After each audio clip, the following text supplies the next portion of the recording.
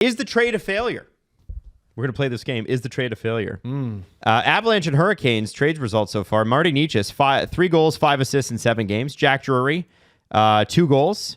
Colorado has 4 wins in that span. Mikko Rantanen in the 6 games since he's been traded, 1 goal, 1 assist. Carolina has 2 wins in that span. Producer Drew tweeted that. I was about to say, this question submitted by producer D. So is it a failure? Avalanche fan takes digs at Hurricane. Is it a failure? Is it over? What is this, Adam? This is me just updating. I thought it was a salacious tweet by Drew, and I just thought, hey, that is interesting. I mean, and let's be honest, with Gensel, he performed when he went to Carolina, but there have been conversations about Carolina in the past in terms of when high-end players go there, they don't necessarily love the system because it does affect the stats. Right, because you're being coached by perennial Selke man. Yeah, it's very interesting that, listen, I think Mikko Rantanen's a killer. He doesn't have Nate anymore. Who on Carolina's Nate? Who's close? Who's their best player? Aho. Get the fuck out of here. Well, it's not this. He's great though. He's great, but he's not Nate. And there's a Mount Everest level hill to climb between Aho and Nate. So here's then this is where I actually wanted to take this. Yeah, Aho's unbelievable, but he's not close. Is Mikko Rantanen? If this doesn't go well, oh heavens, is Mikko Rantanen spending money in free agency if this doesn't go well? That was the first thing I thought of. Is he a $14 million player or a $13.5 million player if this half season doesn't go well in Carolina? Whether he signs there or somewhere else. His price stays the same with teams that need him badly. But with a contender, it probably drops if this is how it continues for the rest of the season. And it's important. Now, when they hit July 1st, right, is it Carolina's ability to sign him to an 8-year contract goes away, right? Because he's unrestricted. Yeah. So he's going to, if this doesn't go well. Yeah, he'd have to sign the day before July 1st. Got it. So 8 years. If this doesn't go well, he's going to have a choice to make. Carolina's the team that needs him the most because they spend assets to get him. They are always going to be the team that needs him the most. They're going to be able to offer him that 8th year. Difficult, right? So, he's going to have a really important decision to make. You know, do you go and you sign a 2-year deal somewhere and then try to get or a 1-year deal and try to get your 8-year deal out of another team? Or do you just sign 8 years, stay in Carolina, and it is what it is? Here's the difference. Adam, do you want 13 mil or 12.5 per year? 13, I would like. Okay. Here's the caveat. You can only sign 13 times 7, or you can sign 12.5 times 8. Then I'm taking 12.5 times 8. It's a difference of $9 million. 12.5 times 8 is 100, and it's 91 for Steve, 13 times 7. If the reports are to be believed, a deal very similar to the one that you just gave me was on the cards for Colorado. Maybe not 12.5 because that's Nate's number, but what if it's 12.3? What if it's 12.2? What if it's 12? No, 12.6 is Nate's number. Oh, 12.6 is there. So you probably could have got 12.5 from the Avs. So this is going to be, and it's Mikko, it's Moose, he's great. So I am going to watch, though, and go, what deal does he end up with? Because if 12.3 to 12.5 is, he probably could have got that in Colorado, no problem. Jesse? Would a money manager tell you that if you get that extra $500K up front over the course of the 7 years, you can flip that into a $9 million Oh, season? good Lord. Who knows, man? I don't know if you'd make $9 million for $500,000 over 10 years. I don't know. Yeah. I actually don't know. I don't know. It's possible. You know, that so there'll be somebody who says you can just so they can get the contract. Yeah. So then you give them your money. Whether or not you can, I don't know. But isn't that interesting? Isn't like if this, and again, it's 6 games, guys. Like it's 6 games. Yeah, he could completely go off and win the Conn Smythe. But it is kind of interesting, isn't it? Oh, it's definitely I think it's 6 games, and that's probably the beginning of the end of the conversation. Yep.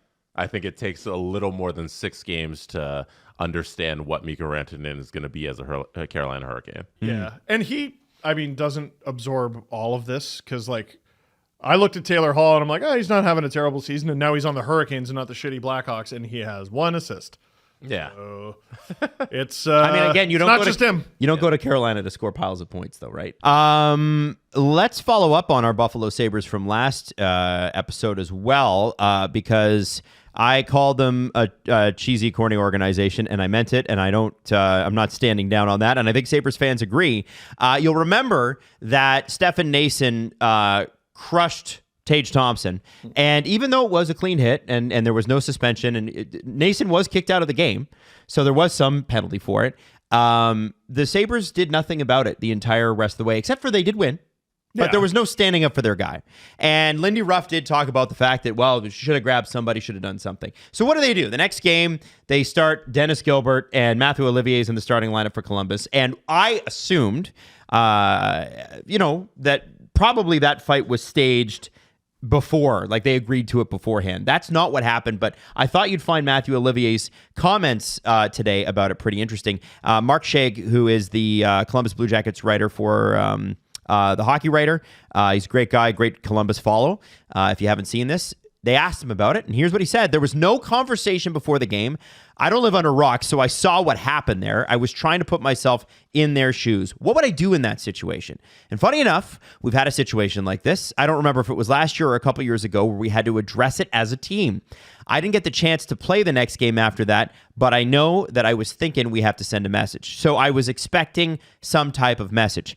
I don't know what it was going to be, who, what, but I know that's what I would have done, at least try to send a message. Now, maybe not that way, but that's what I would have done. My mindset was, we're not going to accept that, as in Columbus will not accept that. It didn't happen against us, and we're not going to have teams try to start sending messages against us. So it was about standing up for ourselves for the team and sending a message that we're not the team you do that against. Go do that against someone else. And you know what? That guy is such a problem. And Holy he's right. shit. He won. That is he's won every fight. Like I can't think of when he's lost. He had 2 fights against Arbor Jacki this season. They're crazy. And so, okay, I was wrong about the assumption that they agreed to this beforehand, but the fight was still staged. Everybody knew it was coming. The ref drops the puck and all the players just stop immediately playing. It wasn't like it happened behind play. It was right off the faceoff, first play of the game. And Matthew Olivier said, no, we're not going to do that. And that, to me, sets the Sabres back even a little bit more. That guy's such a throwback. Because he's a monster. What enforcers, like retired guys, talk about is they'd spend all day thinking about the fight they were going to get into that night. Yep. And you're just shaking from adrenaline from breakfast till end of the game.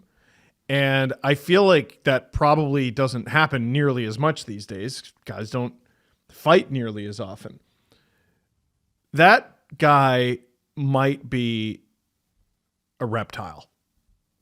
Like, that is ice blood right there. 10 goals, 55 games. He probably thought about it all day in the same way that I have dinner reservations tonight, and I've been thinking about it since I woke up. Like, I'm excited. Hungry. Yeah. Like, that dude is so friggin' scary. It gives me huge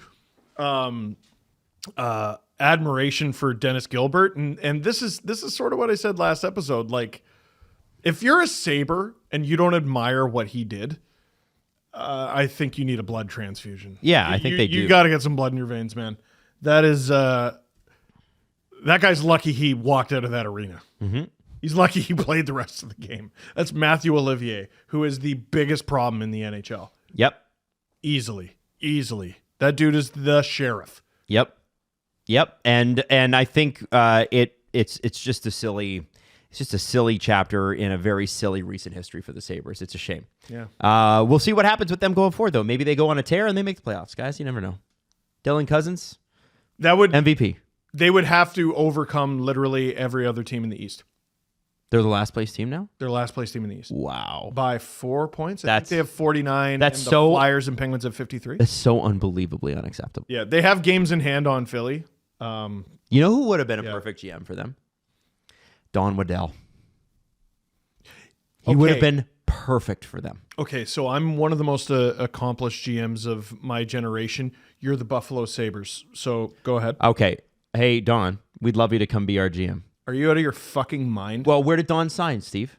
Oh shit, that's a good point. One of the worst. Columbus. One of the worst run teams in the league. Don goes Damn. where he can make a difference. Look what happened in Carolina. I know there were some good years under Rutherford in Carolina and stuff like that, but Don didn't walk into the greatest situation there. Well, Adam, no, you're totally missing the point here. You know what Don Waddell doesn't have? A house on the same street as the owner. Yeah, that's a problem. Kevin Adams is like the Pagula's neighbor or something. That's how he got hired. That organization. That was a real fucking thing, stinks. That was a real thing when that came out. They're Dude, like, they're terrible. There were whispers that I heard before he was even hired that, oh yeah, they're looking at this guy. And I'm like, former Leaf? Kevin, like, that's how I remember him. He was a Leaf for a hot minute, but that meant he was in the video games that I played all the time. Right. So I knew him as a Leaf for longer Him than and he Lonnie actually Bohannes. was. Yeah. Yeah. And Pierre Hedin. Like, I don't even remember what his relevant experience was heading into that. And I know before this season, I like defended some of the things he did. Dude, I'm over it.